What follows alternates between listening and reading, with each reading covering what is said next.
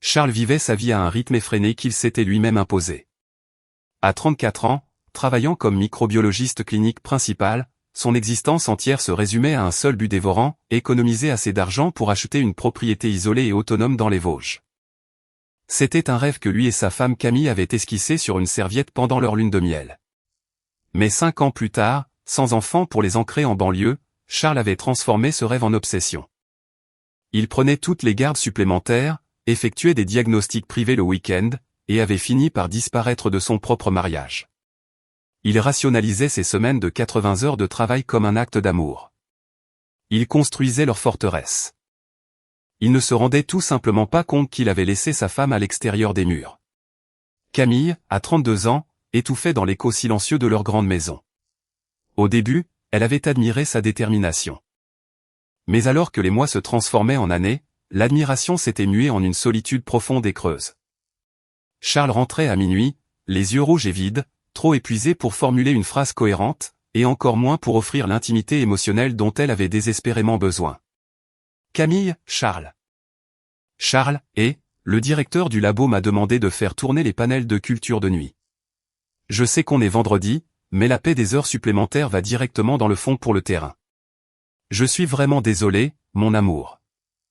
Camille, je comprends, Charles. Fais juste attention en conduisant pour rentrer. Je laisserai la lumière du Porsche allumée. Charles lut le SMS dans la salle de repos stérile de l'hôpital. Il n'y avait pas de colère dans sa voix numérique, juste une résignation lourde et lasse qui lui tordit l'estomac de culpabilité. Il savait qu'il la délaissait dans le présent pour assurer leur avenir.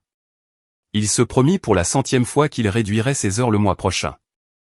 L'effondrement de sa réalité commença par une anxiété banale. Ils avaient subi une petite fuite de toit dans la chambre d'amis pendant l'hiver. Le plafond avait été réparé, mais l'esprit scientifique de Charles était tourmenté par l'idée que des spores fongiques invisibles puissent s'enraciner derrière les plaques de plâtre neuves, détruisant silencieusement la valeur de revente de la maison. Un rare samedi soir de libre, alors que Camille était sortie à un club de lecture qu'elle avait rejoint pour combler ses heures vides, Charles ramena du laboratoire une lampe de poche à ultraviolet de qualité professionnelle. La maison était d'un silence de mort. Charles monta à l'étage, savourant le rare sentiment d'être simplement chez lui. Il entra dans la chambre d'amis, qui sentait légèrement la vanille et la poussière. Il ferma les lourds stores en bois, plongeant la pièce dans l'obscurité totale, et cliqua sur le bouton en caoutchouc de la lampe. Un faisceau violet profond et intense fendit l'air. Il le balaya sur le plafond, les plaintes et le rebord de la fenêtre. Propre, pas de moisissure. Il poussa un soupir de soulagement. Il était sur le point d'éteindre la lumière quand son poignet s'abaissa, traînant le faisceau au centre du lit d'amis parfaitement fait. Charles cessa de respirer. Il leva lentement la lampe de poche, ses mains commençant à trembler. Le couvre-lit bleu marine foncé, complètement immaculé à la lumière du jour, était une toile de néon terrifiante sous la longueur d'onde de 365 nanomètres. Des taches superposées éparses couvraient le centre du matelas, brillant d'une intensité jaune-vert vive et indéniable. Charles était microbiologiste. Il observait la fluorescence biologique pour gagner sa vie. Il savait que la lessive brillait d'un blanc bleuté. Le jaune-vert était organique. C'était un fluide corporel. Et à en juger par la superposition, ce n'était pas un événement isolé. La lourde lampe en métal glissa des mains de Charles, heurtant le sol moquetté avec un bruit sourd. Le faisceau resta braqué sur le lit, un accusateur silencieux et lumineux. Les jambes de Charles se dérobèrent. Il s'affaissa sur le sol, ramenant ses genoux fermement contre sa poitrine. Une violente vague de nausée le frappa si fort qu'il dut plaquer une main sur sa bouche pour s'empêcher de vomir. La partie analytique et rationnelle de son cerveau, le scientifique qui exigeait des faits, fut instantanément et violemment submergé par la terreur atroce d'un mari au cœur brisé. Non, pensa-t-il, des larmes chaudes et rapides coulant sur ses joues dans le noir. Non, non, non. Il doit y avoir une autre raison. Il se précipita vers le lit, attrapant la lampe de poche. Il l'éclaira frénétiquement dans la pièce, cherchant désespérément une bouteille renversée d'un obscur nettoyant chimique fluorescent. Il voulait avoir tort plus qu'il n'avait jamais rien voulu dans sa vie. Il passa les 2 heures suivantes assis contre le mur dans le noir, pleurant jusqu'à ce que sa poitrine lui fasse physiquement mal. Il essaya de se convaincre que c'était peut-être dû au séjour du chien de sa sœur ou à une réaction bizarre d'un solvant de nettoyage à sec. Son esprit effectuait d'atroces sauts acrobatiques pour protéger son cœur du poids écrasant de la trahison. Quand il entendit la voiture de Camille se garer dans l'allée à 23 heures, la panique s'empara de lui. Il sortit précipitamment de la pièce, fermant la porte fermement, et courut vers la salle de bain principale pour s'asperger le visage gonflé d'eau glacée. Il descendit les escaliers juste au moment où elle entrait dans la cuisine. Camille leva les yeux vers lui et, pendant une fraction de seconde, Charles vit une tristesse profonde et lourde dans ses yeux avant qu'elle ne force un sourire fatigué. Elle avait l'air accablée, comme une femme portant un secret qui lui brisait lentement la colonne vertébrale. Elle ne ressemblait pas à une manipulatrice. Elle avait l'air complètement perdue. Et, dit-elle doucement, jetant ses clés sur le comptoir. Tu es encore réveillé. La gorge de Charles semblait remplie de verre. Il voulait crier. Il voulait tomber à genoux et la supplier de lui dire que c'était une erreur. Mais la peur de la réponse le paralysait. Ouais, réussit-il à étouffer. Je n'arrivais juste pas à dormir. Il passa le dimanche dans un état de paralysie émotionnelle atroce. Il la regarda préparer le café. Il la regarda plier le linge. Chaque acte domestique banal ressemblait à un instrument de torture psychologique. Sa formation scientifique lui hurlait d'enquêter, de rassembler les variables. Mais son cœur le suppliait de simplement détourner le regard et de sauver son mariage avant qu'il ne soit trop tard. Le lundi matin, assis dans sa voiture sur le parking de l'hôpital, les limbes devinrent insupportables. Ne pas savoir était un poison pire que la vérité. Avec des mains tremblantes, il sortit son téléphone. Charles et Damien. Question hypothétique. Quelles sont les chances d'un faux positif sur une lecture de fluide organique avec la torche UV principale du labo? Est-ce qu'un adoucissant ou une lotion spécifique pourrait imiter cette fluorescence jaune-vert exacte? Damien, très peu probable. Charles, tu connais les spectres. La torche filtre la lumière ambiante. Si ça brille en jaune-vert et que c'est éclaboussé, c'est de la protéine organique. Pourquoi? Tout va bien, Charles? Charles, ouais, je règle juste un débat. Charles laissa tomber sa tête contre le volant, serrant les paupières. L'espoir désespéré s'évapora, laissant derrière lui un vide froid et terrifiant.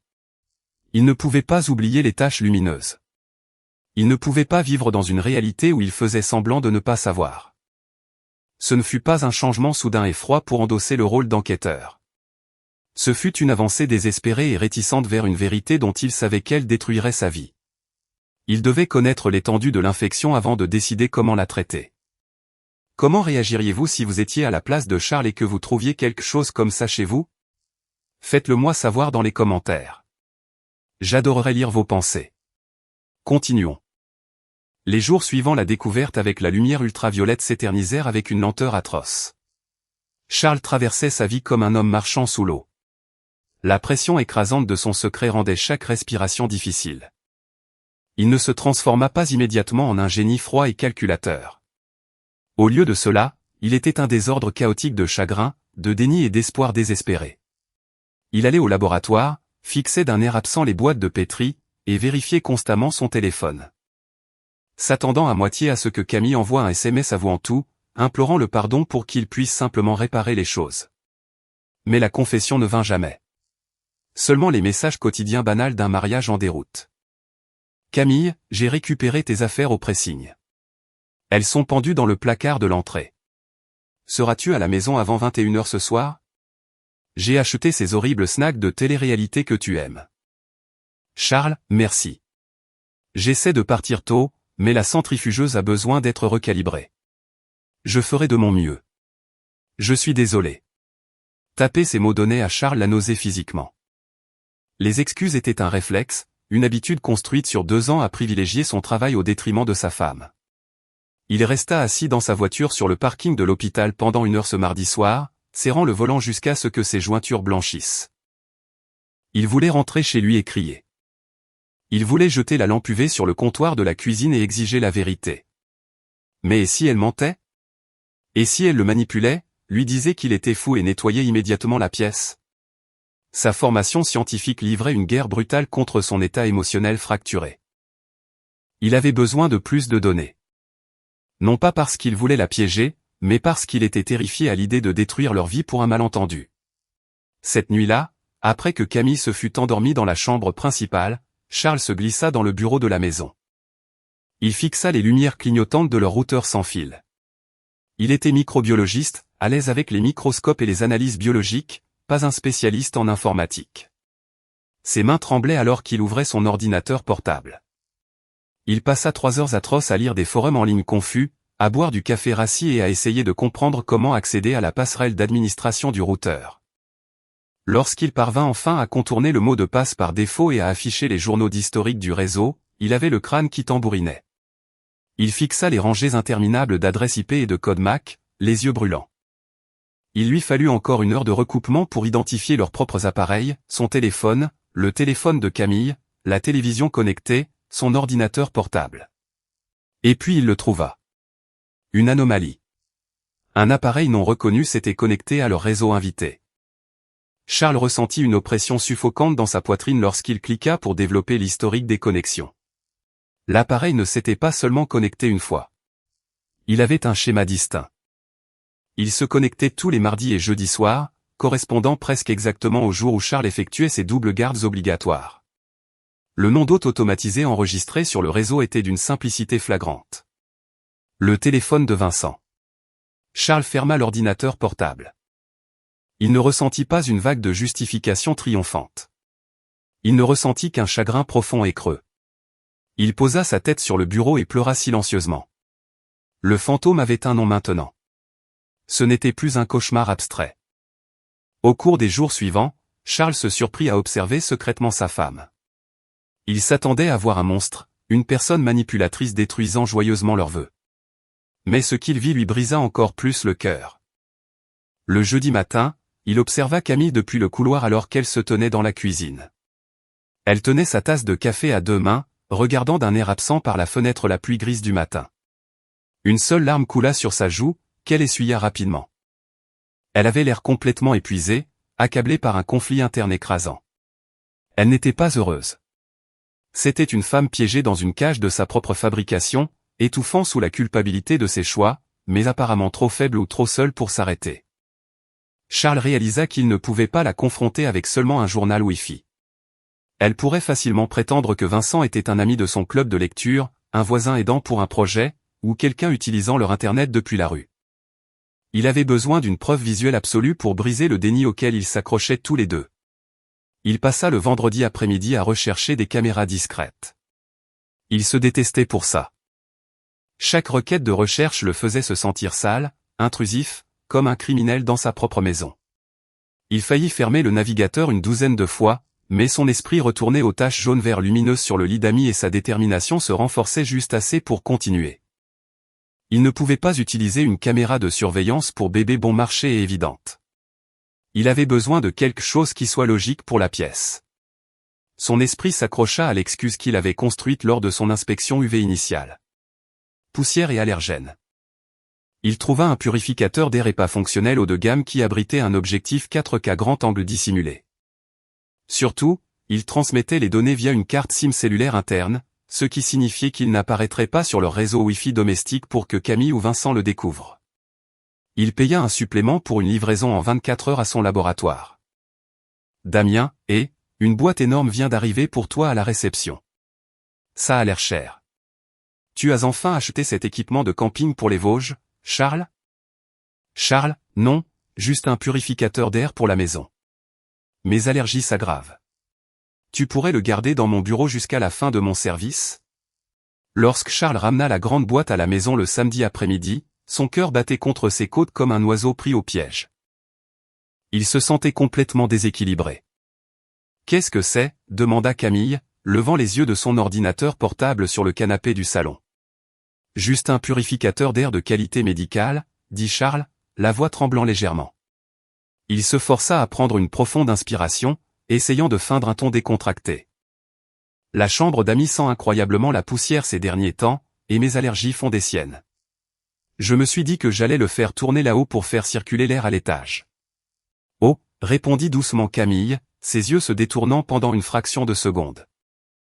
C'était une micro-expression de panique. Si subtile que Charles l'aurait manqué une semaine auparavant. C'est une bonne idée.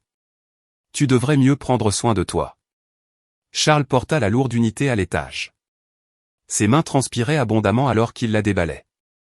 Il la plaça sur la commode en face du lit. Il la brancha, écoutant le doux et léger bourdonnement du ventilateur. Elle avait l'air tout à fait normale. Elle avait l'air innocente. Il sortit son téléphone, téléchargea l'application sécurisée et entra le code d'appairage. Un instant plus tard, son écran vacilla, révélant une vue haute définition et cristalline du lit d'Amy vide. Charles fixa le flux en direct, la réalité de ce qu'il faisait s'abattant sur lui. Il espionnait sa femme. Il franchissait une ligne à partir de laquelle il n'y avait absolument aucun retour en arrière. Il s'assit sur le bord du lit contaminé, enfouit son visage dans ses mains et pria pour que la caméra ne capture rien d'autre qu'une pièce vide. Il pria pour un miracle qu'il savait scientifiquement impossible. Le mardi soir arriva, enveloppé dans une bruine froide et implacable. Charles avait officiellement demandé une soirée de congé personnel au laboratoire de l'hôpital, invoquant une urgence familiale soudaine. Ce n'était pas un mensonge. Sa famille était dans les dernières phases d'une crise terminale. Au lieu de conduire jusqu'au campus médical, Charles gara sa voiture sur le parking mal éclairé d'un petit centre commercial à environ 1,5 km de son propre quartier. Le raclement rythmique et monotone de ses essuie-glaces était le seul son dans le silence étouffant de l'habitacle. Son téléphone était fixé sur le tableau de bord, l'écran éteint. Il le fixa, l'estomac noué de manière atroce et douloureuse. Le tribut physique de son anxiété était écrasant. Ses mains étaient moites, et un tremblement persistant faisait trembler ses doigts. Il n'était pas un enquêteur de sang-froid exécutant une opération d'infiltration impeccable. Il était un mari terrifié, au cœur brisé, le pouce planant sur une application qui pourrait définitivement détruire tout son monde. Il se força à ouvrir l'application de caméra sécurisée. Le flux haute définition du purificateur d'air EPA se chargea instantanément. La chambre d'Amy était vide, illuminée seulement par la lueur douce et chaleureuse d'une lampe de chevet. « Charles, les systèmes du labo sont en panne pour une mise à jour logicielle obligatoire. Il nous oblige à rester jusqu'à ce que les serveurs redémarrent pour effectuer les dernières vérifications de culture. Ça pourrait prendre des heures. Je suis tellement incroyablement désolé, Camille. » Camille, oh, Charles, c'est affreux. S'il te plaît, ne stresse pas trop. Je sais que ce n'est pas de ta faute. J'allais de toute façon lire mon livre et me coucher tôt. Je t'aime. Charles ferma les yeux, laissant sa tête retomber contre l'appui-tête. Les mots « je t'aime » furent ressentis comme un coup physique dans les côtes. La dissonance cognitive était atroce. À travers le flux de la caméra, il regarda Camille entrer dans la chambre d'Amy. Elle ne ressemblait pas à une manipulatrice diabolique, se préparant joyeusement à le trahir. Elle avait l'air complètement épuisée.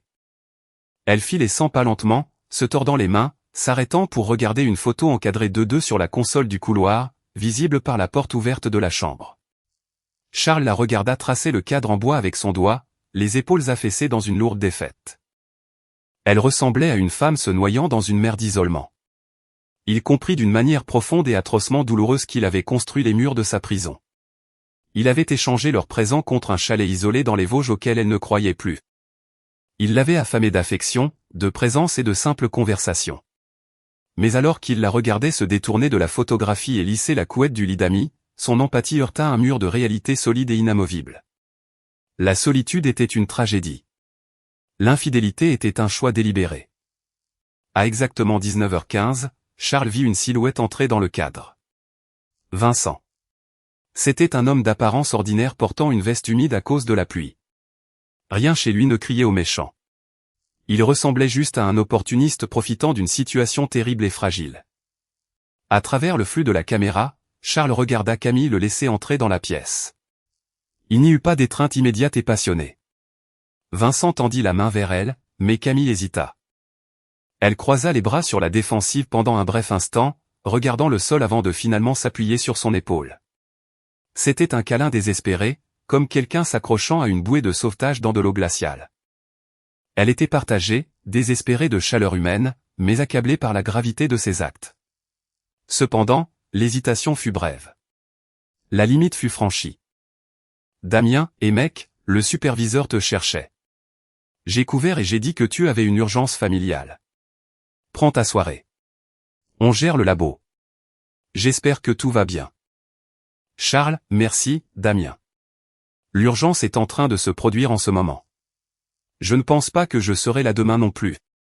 Charles verrouilla son téléphone et coupa le moteur de la voiture. La marche d'1,5 km jusqu'à sa maison fut le voyage le plus long et le plus douloureux de sa vie. La pluie froide transperçait sa veste, engourdissant son visage, mais elle ne fit rien pour refroidir le feu qui brûlait dans sa poitrine. Il ne courut pas. Il marcha d'un pas régulier et méthodique, laissant les derniers lambeaux de son déni disparaître avec la pluie. Au moment où il atteignit le bord de sa pelouse parfaitement entretenue, l'espoir désespéré qu'il se trompait s'était complètement évanoui, ne laissant derrière lui qu'une détermination froide et absolue. Il glissa sa clé dans la serrure. Le peine dormant tourna avec un lourd clic métallique qui résonna à travers le rez-de-chaussée silencieux. Il entra, refermant doucement la porte derrière lui. La maison sentait légèrement la vanille et le dîner que Camille s'était préparé. C'était une atmosphère d'une domesticité écœurante qui contrastait complètement avec le cauchemar qui se déroulait à l'étage. Charles monta les escaliers moquettés, ses pas complètement silencieux. Son cœur battait si violemment qu'il crut qu'il allait lui briser les côtes. Il se tint devant la porte fermée de la chambre d'amis. Il ne l'enfonça pas à coups de pied. Il ne cria pas. Il prit une dernière inspiration frissonnante, tendit la main, tourna le bouton en laiton et poussa la porte grande ouverte, allumant instantanément l'interrupteur principal au mur. La pièce fut inondée d'une lumière crue et aveuglante. Camille halta brusquement, s'éloignant de Vincent comme si elle avait été brûlée. La couleur disparut entièrement de son visage, la laissant pâle et maladive sous les lumières vives. La terreur absolue dans ses yeux était indéniable. Vincent recula précipitamment, heurtant la table de chevet et renversant un verre d'eau qui se brisa sur le parquet. « Bonjour, Camille, » dit Charles. Sa voix était remarquablement posée, ne portant aucune rage, seulement une déception infinie et écrasante. Il se tenait dans l'embrasure de la porte, les mains reposant lourdement dans les poches de sa veste pour cacher leur tremblement. Charles, étouffa Camille, sa voix étant à peine un murmure. Charles, quoi? Tu devrais être au labo. Tu as dit que les serveurs. Je m'en tiens au fait, Camille, répondit Charles, sa voix se brisant juste un peu sur son nom, trahissant le cœur brisé sous son extérieur calme. Il tourna lentement son regard vers l'homme qui se tenait maladroitement près du lit. Et le fait est que mon service n'a jamais commencé. Il regarda directement dans les yeux de Vincent. Vous avez exactement 60 secondes pour mettre vos chaussures et franchir ma porte d'entrée. Si jamais je vous revois sur ma propriété, je vous ferai arrêter pour violation de domicile. Vincent ne prononça pas un seul mot de défense. Il attrapa sa veste humide, garda la tête baissée, et passa presque en courant devant Charles dans le couloir. La porte d'entrée claqua un instant plus tard. Camille pleurait ouvertement maintenant, de gros sanglots atroces qui secouaient tout son corps. Elle s'effondra sur le bord du lit, enfouissant son visage dans ses mains. « Charles, s'il te plaît, » supplia-t-elle, sa voix étouffée par ses larmes. « S'il te plaît, écoute-moi. J'étais juste. J'étais un fantôme dans cette maison. Tu n'étais jamais là. Je n'ai pas eu de vraie conversation avec mon mari depuis 2 ans. J'étais tellement incroyablement seul. J'avais l'impression de perdre la tête. » Charles resta parfaitement immobile. Il la laissa pleurer. Il écouta la douleur dans sa voix, reconnaissant la tragique vérité de ses mots. « Je sais, » dit Charles, sa voix s'adoucissant juste d'une fraction. Il entra complètement dans la pièce. « Je sais que je t'ai fait défaut. Je t'ai abandonné dans cette maison pour travailler 80 heures par semaine. Je pensais assurer notre avenir, mais je vois maintenant que j'ai complètement détruit notre vie réelle. J'accepte ma responsabilité dans la mort de ce mariage.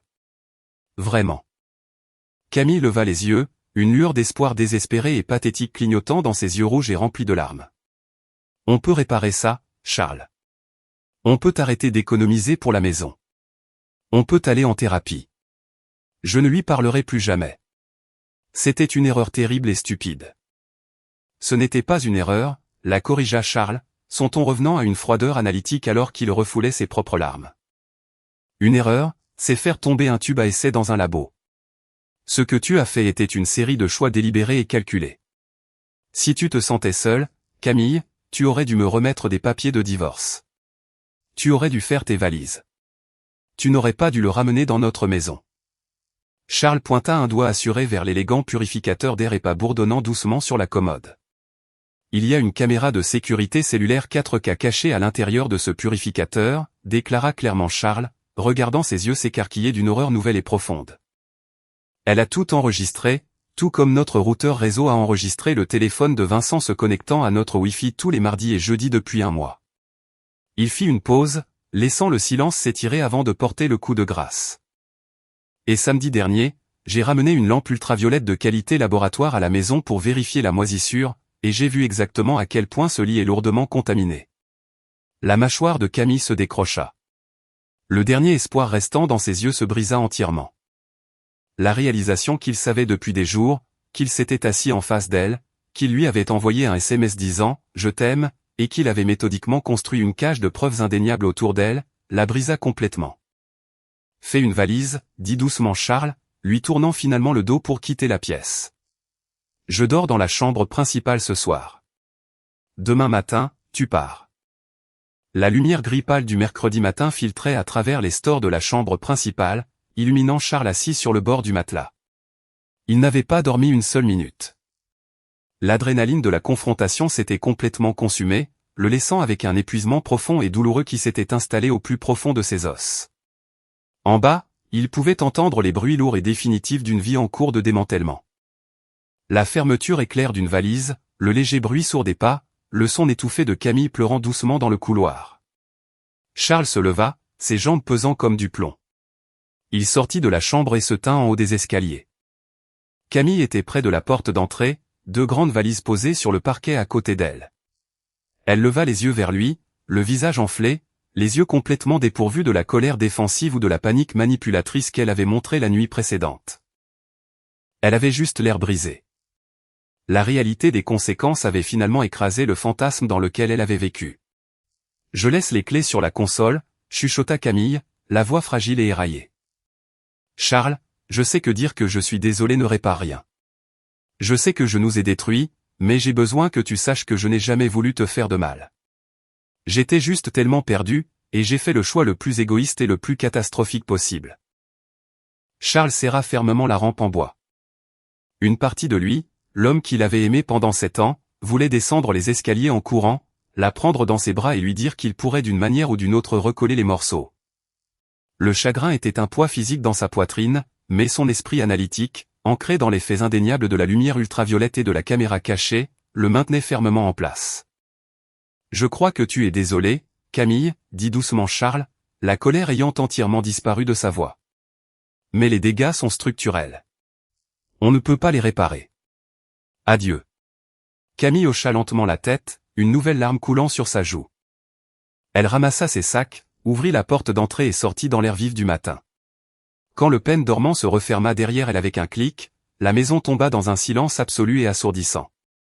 Charles s'assit sur la marche du haut, enfouit son visage dans ses mains et se laissa finalement pleurer ouvertement sur la mort de son mariage. À 10 heures du matin, Charles était assis dans le bureau impeccable d'un avocat spécialisé en droit de la famille, Maître Dubois. Il se sentait engourdi alors qu'il remettait une clé USB sécurisée et un dossier imprimé contenant les journaux du routeur réseau et une chronologie de ses semaines de travail brutal de 80 heures, juxtaposées aux visites de Vincent. « Charles, bonjour, Maître Dubois, je suis dans la salle d'attente. J'ai compilé les preuves numériques. Je veux demander le divorce et j'ai besoin de protéger le compte d'épargne commun que nous avons construit pour la propriété. » Maître Dubois, entrez, Charles. Regardons ce que vous avez. Maître Dubois examina la chronologie et les journaux IP avec une expression solennelle. C'est incroyablement minutieux, Charles, mais je dois demander, qu'avez-vous ressenti en rassemblant cela? La plupart des gens ne pourraient pas maintenir le sang-froid requis pour installer une caméra dans leur propre maison. J'avais l'impression de violer mon propre sanctuaire, admit Charles, la voix rauque. Ça me donnait la nausée tous les jours. Je ne voulais pas le faire. Je voulais désespérément avoir tort, mais j'avais besoin que la vérité soit indéniable. Ou je savais que nous nous traînerions l'un l'autre à travers des années de thérapie atroce qui ne répareraient pas la trahison fondamentale. Pendant que Charles sécurisait son périmètre financier, Camille faisait face aux retombées sociales immédiates. Poussée par la panique et la honte, elle avait conduit directement chez sa sœur aînée. Le jeudi après-midi, le téléphone de Charles vibra sur son bureau au laboratoire de l'hôpital. Il était finalement retourné au travail, désespéré de retrouver la routine familière de ses microscopes. Sophie, Charles, qu'est-ce qu'il se passe? Bon sang? Camille est ici en train de faire une véritable dépression nerveuse. Elle a dit que tu l'avais mise à la porte et que tu essayais de prendre tout l'argent que vous aviez économisé tous les deux. Elle m'a dit comment tu l'as pratiquement abandonnée dans cette maison pendant 2 ans pour travailler. Tu ne peux pas juste la jeter à la rue. Charles, Sophie, j'assume l'entière responsabilité d'avoir trop travaillé et d'avoir négligé notre mariage. J'ai échoué envers elle en tant que mari à cet égard. Mais je travaillais pour financer notre avenir. Elle a utilisé ce temps libre pour amener un homme nommé Vincent dans notre lit d'amis tous les mardis et jeudis. Je t'envoie un lien sécurisé vers un clip vidéo de 10 secondes et une capture d'écran des journaux Wi-Fi. S'il te plaît, regarde-les simplement.